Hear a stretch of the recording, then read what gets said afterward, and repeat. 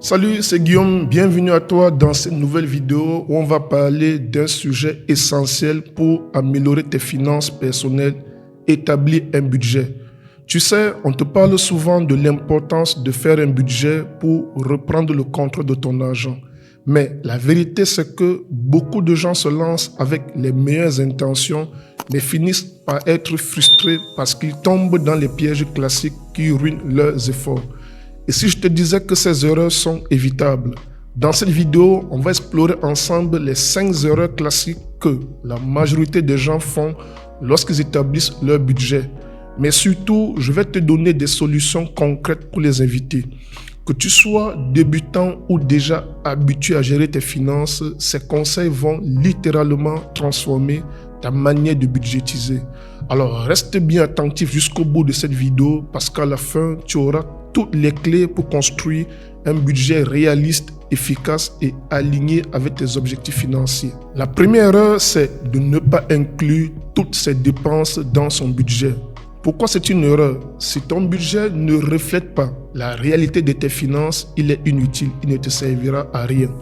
Beaucoup de gens pensent aux grosses dépenses qui sont les dépenses les plus importantes. Ça peut se comprendre, notamment le loyer, les factures, les courses, mais oublie très rapidement les petites dépenses qui, de façon accumulée sur le temps, finissent par peser lourd sur ton budget.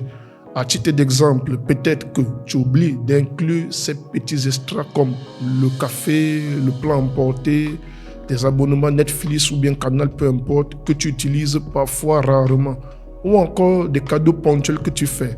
Résultat, à la fin du mois, ton budget ne tiendra pas et tu te demanderas pourquoi. La solution, c'est simple. Il faut analyser tes relevés bancaires ou alors si tu tiens un listing de dépenses ou un fichier sur Excel, tu vas donc analyser tes comptes sur les 3 derniers mois. C'est la manière la plus simple d'avoir une vue d'ensemble de tes dépenses. Et surtout, il faut penser à inclure les dépenses irrégulières comme les anniversaires, les réparations ou les frais médicaux.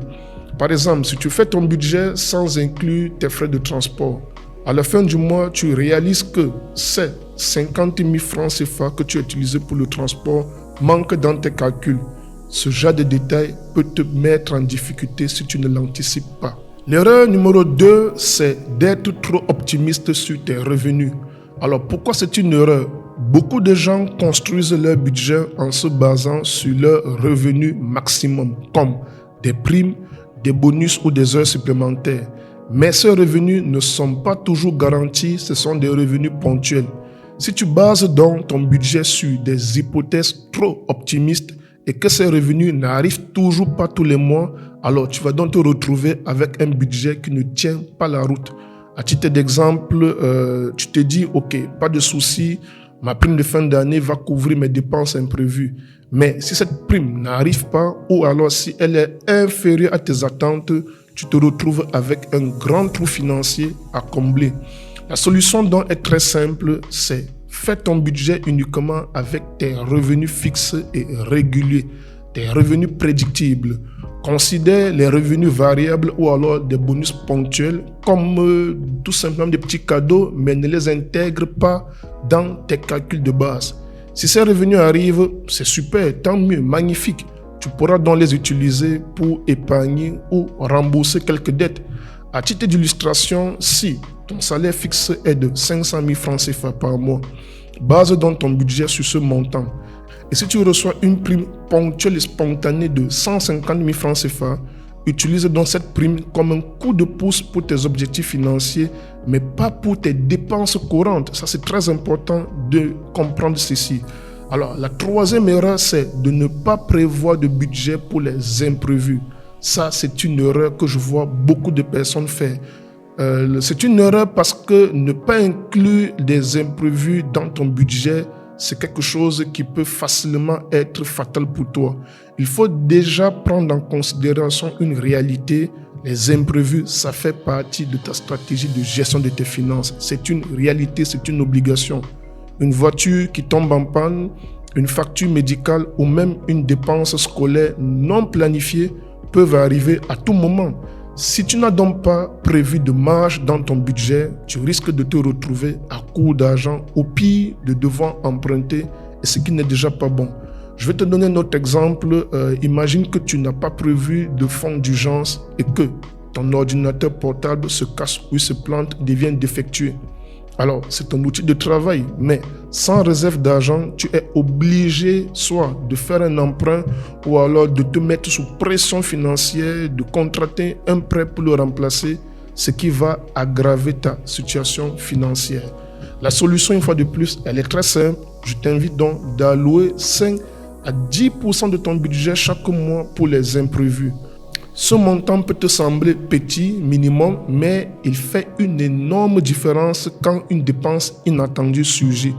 Et si tu n'as pas utilisé ce montant ce mois, par exemple ce mois-ci, alors place-le simplement dans un compte d'épargne dédié aux urgences et aux imprévus. Je vais te donner un autre exemple. Supposons que tu gagnes 300 000 francs CFA par mois. Mets de côté 15 à 30 000 francs CFA pour les imprévus. Au bout de 6 mois, tu auras donc un filet de sécurité de 90 000 francs CFA à 180 000 prêt à être utilisé en cas de besoin. L'erreur numéro 4, ne pas suivre son budget régulièrement. La quatrième erreur, c'est vraiment quelque chose que je vois très fréquemment. Pourquoi c'est véritablement une erreur? Un budget, ce n'est pas un document figé. La vie est dynamique, la vie évolue, la vie change. Tu as des dépenses imprévues, des revenus qui varient ou alors des priorités qui évoluent. Si tu ne mets pas ton budget à jour régulièrement, il devient rapidement inutile. Si, à titre d'exemple, tu as fixé un budget pour les courses à 300 €, tu peux convertir selon ta devise locale. Tu as donc prévu 300 € ce mois-ci. Au cours du mois, tu te rends compte que tu as déjà dépensé 250 €. Tu vois déjà plus de 70% de ton revenu. Si tu ne surveilles pas ton budget, tu risques de largement dépasser cette limite sans même t'en rendre compte. La solution est très simple. Il faut prendre l'habitude de vérifier ton budget chaque semaine sans en faire une obsession. Consacre tout simplement 15 à 20 minutes pour analyser tes dépenses, ajuster les montants si c'est nécessaire et voir où tu en es par rapport à tes objectifs. Un suivi hebdomadaire va donc te permettre rapidement, si une catégorie de tes dépenses est en dépassement, si tu dépasses le plafond sur l'une de tes dépenses, ça va te permettre d'être une alerte. Par exemple, si tu dépenses plus que prévu dans les loisirs, tu peux réduire tes dépenses dans une autre catégorie pour faire simplement une compensation. Enfin, la cinquième erreur, c'est de ne pas adapter ton budget à tes priorités. Pourquoi c'est une erreur? Un budget doit refléter ce qui est important pour toi. Si tu dépenses la majorité de ton argent sur des choses qui ne t'apportent pas de satisfaction ou ne te rapprochent pas de tes objectifs, tu passes à côté de l'essentiel. Supposons que ton objectif est de partir en voyage ou alors de rembourser une dette. Mais en regardant ton budget, tu te rends compte que tu dépenses beaucoup dans des restaurants ou des abonnements inutilisés. Résultat, tu te sentiras frustré de ne pas avancer vers ce qui compte réellement pour toi. Comme solution, je vais donc t'inviter de prendre le temps de réfléchir à tes priorités. Pose-toi cette question, qu'est-ce qui compte vraiment pour moi? Ensuite, ajuste ton budget pour que chaque franc CFA, chaque euro que tu vas dépenser te rapproche de tes objectifs, que ce soit l'épargne ou alors un projet ou un investissement important que tu t'apprêtes à faire. Voilà, j'espère que cette vidéo t'a été utile. N'oublie pas de la liker et de t'abonner à la chaîne. On se dit donc à très vite pour la prochaine vidéo. Ciao.